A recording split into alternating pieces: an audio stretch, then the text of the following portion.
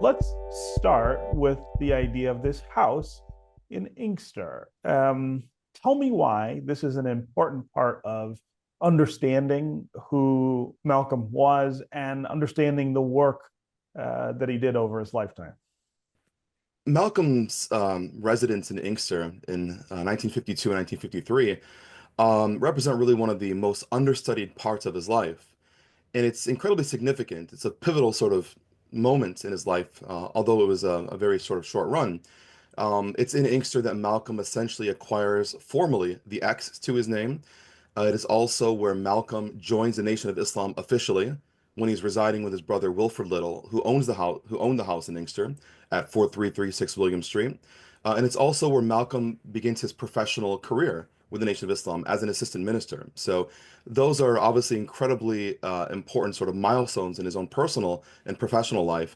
And I think that's why the house in Inkster is, I think, of such profound significance when trying to examine, Malcolm's life in its totality. Yeah.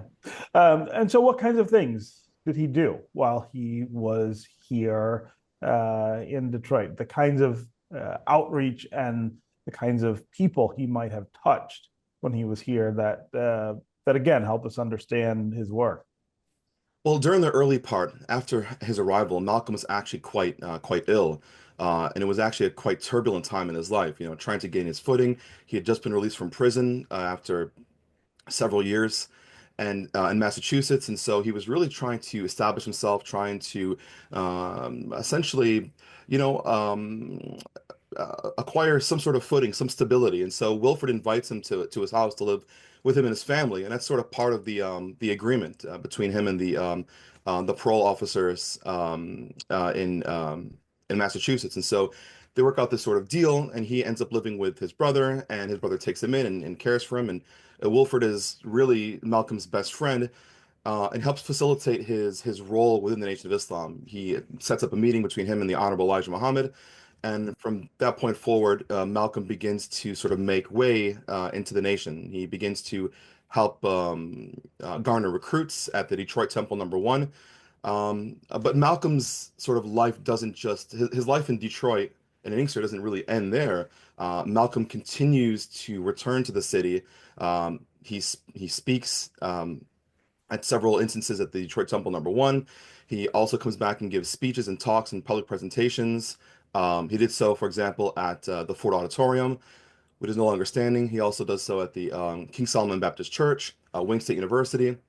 So Malcolm continues to return to Detroit, continues to engage in the community, and continues to raise the profile of the Nation of Islam.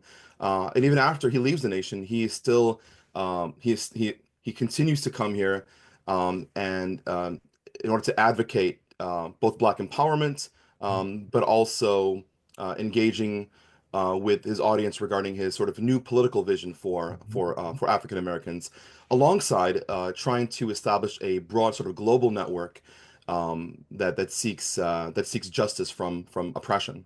Micah, tell us how it felt, I guess, to be in the house. I mean, the being inside history that way, I think, makes impressions on all of us. So it was kind of a surreal moment. I mean, I got to see the bedroom that Malcolm and his brother once shared, Mhm. and going down to the living room to where Malcolm was probably reading the Quran and spending time with his family. Um, I live right next door in Dearborn, and I never knew that Malcolm lived in Inkster until a few months ago. So it was just um, it was just great to witness a piece of history, and I was glad I was able to tell the story. Watch One Detroit, Thursday at 7:30 p.m. You can find more at onedetroitpbs.org or subscribe to our social media channels and sign up for our One Detroit newsletter.